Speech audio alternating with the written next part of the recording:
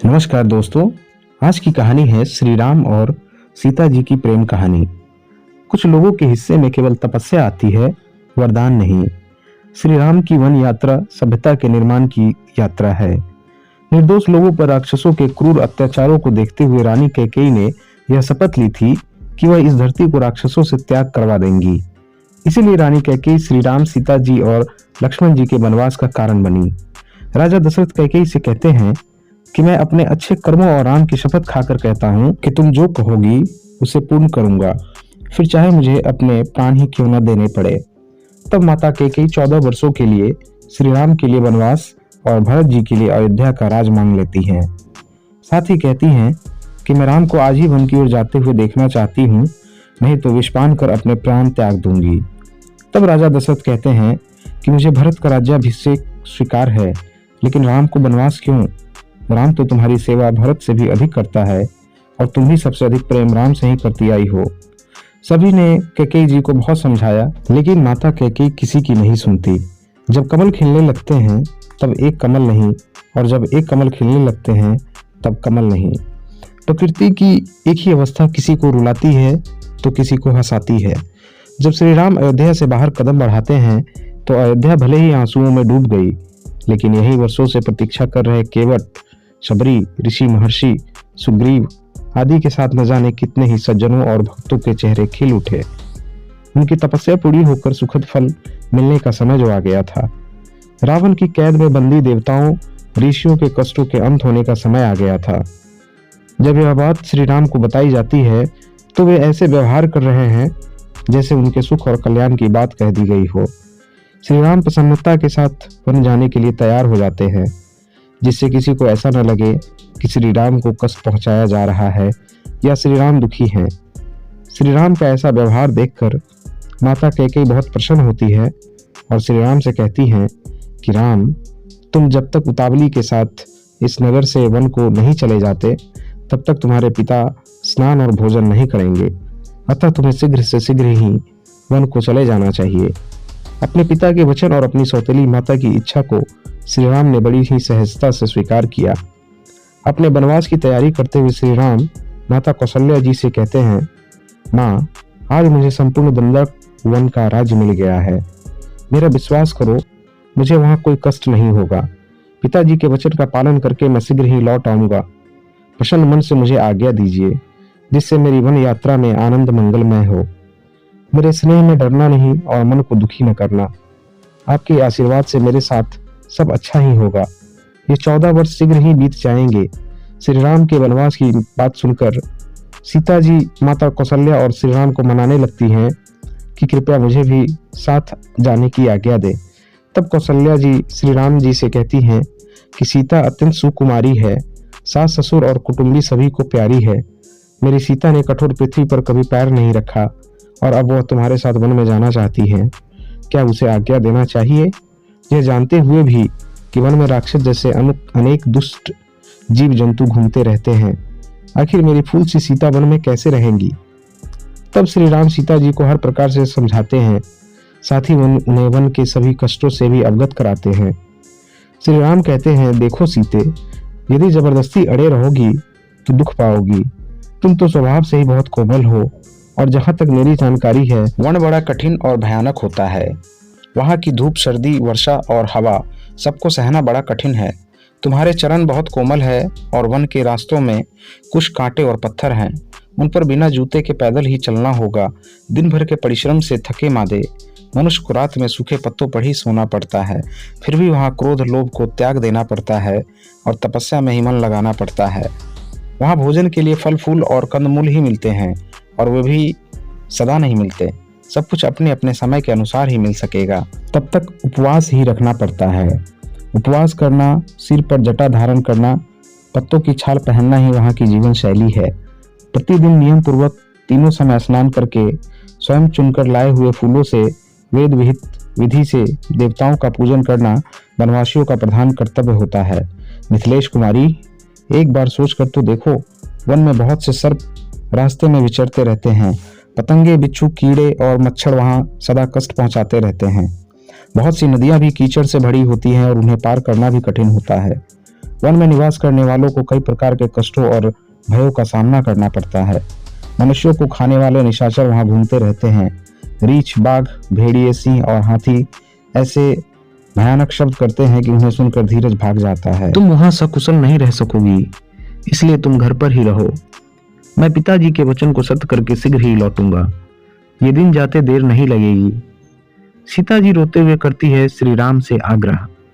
श्री राम द्वारा इस प्रकार डराने से भी सीता जी नहीं डरती। वे रोते हुए कहती हैं, हे नाथ, यदि ऐसा ही है तो मैं आपको अकेले वन में नहीं जाने दूंगी। वन के बहुत से दुख भय मुझे बताए हैं, लेकिन हे कृपा निधान, वे सब मिलकर भी मुझे इतने कष्ट नहीं देंगे जितना आपका साथ न मिल पाने से मुझे कष्ट होगा। मुझे किसी राक्षस से डरने की आवश्यकता नहीं।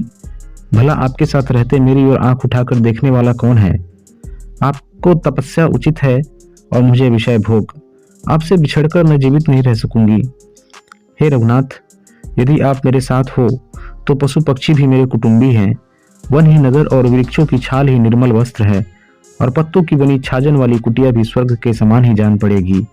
यदि आप साथ हो तो मेरे लिए आलू, शकरकंद और फल ही अमृत के समान आहार होंगे, और पहाड़ ही अयोध्या के सैकड़ों राजमहलों के समान होंगे। आपके चरणों को देखते रहने से मुझे रास्तों में चलने में कोई थकावट न होगी। तब श्री राम कहते हैं, यह बात सीता जी को बेहोश सी होते देख श्री राम ने दोनों हाथों से उन्हें संभाला और अपने हृदय से लगाकर कहा, सीता, मैं तुम्हें दुख देकर यदि मुझे स्वर्ग का राज्य भी मिल जाए तो मैं उसे भी नहीं लेना चाहता। ये सच है कि मैं तुम्हारी रक्षा करने में पूर्ण समर्थ हूँ। मैं केवल तुम्हें कष्टों से बचाना चाहता था। और फिर श्री राम सीता जी को साथ चलने की आज्ञा दे देते हैं। वहीं सीता जी की ऐसी बातें सुनकर कौशल्या जी ने सीता जी को बार बार हृदय से लगाया और अनेकों प्रकार से आशीर्वाद दिए और शिक्षाएं दी। सीता जी बड़े ही प्रेम से बार बार सास के चरणों में सिर नवाकर चली। सीता जी को एक ओर अपने सास ससुर की चिंता थी तो दूसरी ओर अपने श्री राम की। फिर सीता जी ने सोचा कि सास ससुर के लिए तो उन्हीं के समान उनकी 3 बहनें यहाँ होंगी, लेकिन श्री राम तो अकेले ही वन में जा रहे हैं। आखिर 14 वर्षों तक वे अकेले वन में कैसे रहेंगे, कहाँ रहेंगे? दुखी होने पर अपने मन की बात किससे कहेंगे? कम से कम मैं उनके चरण ही दबा दिया करूंगी, उन्हें पंखा झल दिया करूंगी, उनके रास्ते के कांटे और कंकड़ साफ कर दिया करूंगी, उन पर कोई संकट आते देख उनकी ढाल बन जाऊंगी।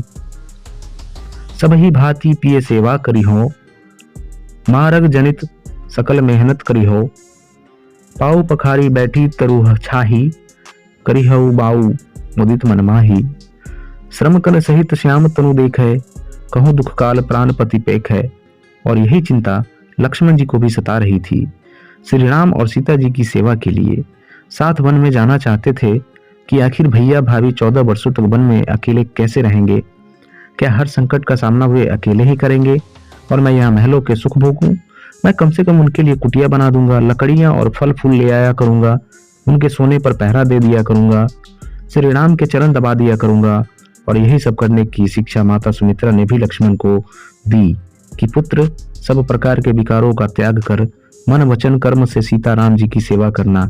इस संसार में हर एक की परछाई काली है, केवल श्री राम की परछाई ही उजली है, जिसे लक्ष्मण कहते हैं। उर्मिला जी भी लक्ष्मण जी के साथ जाना चाहती थी, लेकिन तब लक्ष्मण जी ने उर्मिला जी को समझाया कि अगर तुम मेरे साथ चलने का आग्रह करोगी तो तुम्हारा दुख देखकर मुझे भी रोक लिया जाएगा, क्योंकि वनवास तो श्री राम भैया को हुआ है, मुझे नहीं। तब उर्मिला जी ने धीरज धरकर सबके सामने अपने आंसुओं को रोक लिया। उर्मिला जी श्री राम जी के प्रति लक्ष्मण जी की भक्ति को समझती थी, क्योंकि उर्मिला जी स्वयं ही श्री राम और सीता जी की भक्ति करती थी, तो वे लक्ष्मण जी की भक्ति के रास्ते में नहीं आई। उर्मिला जी समझ गई थी कि इस समय एक महाबलिदान का समय आया है। वे समझ रही थी कि सीता दीदी का श्री राम भैया के साथ जाना तय है और वन जैसी जगह पर भैया भाभी के साथ लक्ष्मण जी का भी साथ रहना जरूरी है, लेकिन मेरे भी साथ जाने से लक्ष्मण जी अपना कर्तव्य ठीक से नहीं निभा पाएंगे। इसी के साथ तीनों के वन चले जाने पर सास ससुर को मेरी आवश्यकता है। अतः उर्मिला जी ने किसी के भी सामने अपने दुख को प्रकट नहीं किया, क्योंकि वे जानती थी कि मेरा दुख मेरे ससुराल वालों से सहा नहीं जाएगा। अतः धर्म के रथ पर चढ़कर कर्म के पथ पर जा रहे लक्ष्मण जी को उन्होंने मुस्कुराकर विदा किया, लेकिन लक्ष्मण जी सहित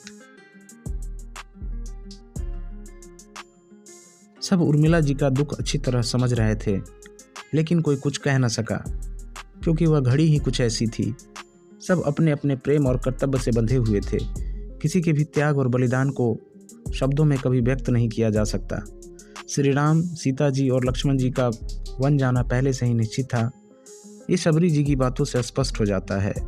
बचपन से श्री राम की प्रतीक्षा कर रही शबरी जी को बहुत पहले से ही पता था कि भगवान श्री राम अपनी पत्नी को ढूंढते हुए ही मेरे पास आएंगे और यहीं से रावण के वध की कथा शुरू हो जाएगी, जिसके लिए भगवान श्री राम ने अवतार लिया।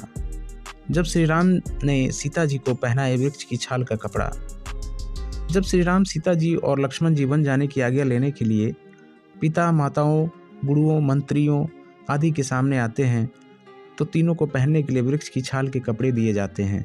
श्री राम और लक्ष्मण जी तो अपने सुंदर वस्त्र आभूषण उतार कर वृक्ष की छाल का कपड़ा पहन लेते हैं, लेकिन सीता जी डर जाती हैं, क्योंकि उन्हें वृक्ष की छाल का कपड़ा पहनना नहीं आता था। सीता जी उसे धारण करने की कोशिश तो करती हैं, लेकिन उन्हें पहनना नहीं आता। चीर धारण में न होने से सीता जी बहुत लज्जित महसूस करती हैं और उनकी आंखों में आंसू आ जाते हैं। वे एक वृक्ष की छाल गले में और दूसरा हाथ में पकड़कर चुपचाप सिर झुकाकर खड़ी हो जाती हैं। सीता जी को लज्जित महसूस देख, उनकी आंखों से आंसू देख श्री राम तुरंत सीता जी के पास आते हैं और स्वयं ही उनके सुंदर रचना के ऊपर उन्हें वृक्ष की छाल का कपड़ा पहनाने लगते हैं। यह देखकर वहां खड़े सभी स्त्री पुरुष श्री राम को बस प्रेम से देखते रह जाते हैं। वहीं जब सीता जी ने वृक्ष की छाल का कपड़ा पहनी तो महाराज दशरथ, माताओं, गुरुजनों, मंत्रियों और प्रजाजनों की आंखों में आंसू आ गए। यह सब जानते हुए भी पता नहीं कैसे आज के कुछ लोग श्री राम और रघुकुल पर सीता निर्वासन जैसा आरोप लगा देते हैं। माता कैकेयी ने 14 वर्षों का ही वनवास क्यों मांगा था? त्रेता युग में वैधानिक रूप से 14 साल राज्य से बाहर रहने पर उस राजा का राज्य पर से अधिकार समाप्त हो जाता था। द्वापर युग में यह समय सीमा 12 थी और इसीलिए कौरवों ने जानबूझकर पांडवों को 12 वर्षों का वनवास दिया था। यदि हम केवल ऊपरी बातों को देखें तो उनके अनुसार मंथरा और माता कैकेयी चाहती थी कि जब श्री राम वनवास काटकर वापस आएं तो न तो राज्य पर उनका कोई अधिकार रह जाए और न ही श्री राम, सीता जी की कोई संतान राज्य पर अपना दावा ठोके। इसीलिए उन्होंने श्री राम के लिए ब्रह्मचर्य व्रत के पालन के साथ वनवास मांगा था। माता कैकेयी की यह इच्छा भी राम, सीता जी ने प्रेम से स्वीकार कर ली। श्री राम का तो 14 वर्षों तक किसी नगर में भी प्रवेश वर्जित था। तब मंथरा यह नहीं जानती थी कि श्री राम, सीता जी के वन जाने के बाद तो बाकी तीनों भाई और बहनें भी वनवासी ही हो जाएंगे। लक्ष्मण जी तो श्री राम के साथ ही वन चले गए। भरत जी ने एक कठोर वनवासी की तरह नंदीग्राम में 14 वर्ष बिता दिए और वहीं से पूरा राज्य संभालते रहे। और शत्रुघ्न जी दिन भर भरत जी के कार्यों में सहायता करते और रात को नंदीग्राम के बाहर ही पड़ी एक चट्टान पर सो जाते। तीनों बहनें मांडवी, उर्मिला, श्रुतिकीर्ति दिन भर माताओं और अन्य बड़ों की सेवा करती और रात को अपने अपने कक्ष में धरती पर ही सो जाती। 14 वर्षों के बाद जब श्री राम, सीता जी और लक्ष्मण जी वापस आए, तब अयोध्या में एक बार फिर खुशियों के दीप जले। तब सभी लोग फिर मिलजुल कर रहे। चारों भाइयों के 2-2 पुत्र हुए। सब ने अपने अपने राज्यों को संभाला। दोस्तों, कहानी कैसी लगी कमेंट करके ज़रूर बताएं। कहानी को पूरा सुनने के लिए आपका बहुत बहुत धन्यवाद। जय जय जय श्री सीताराम।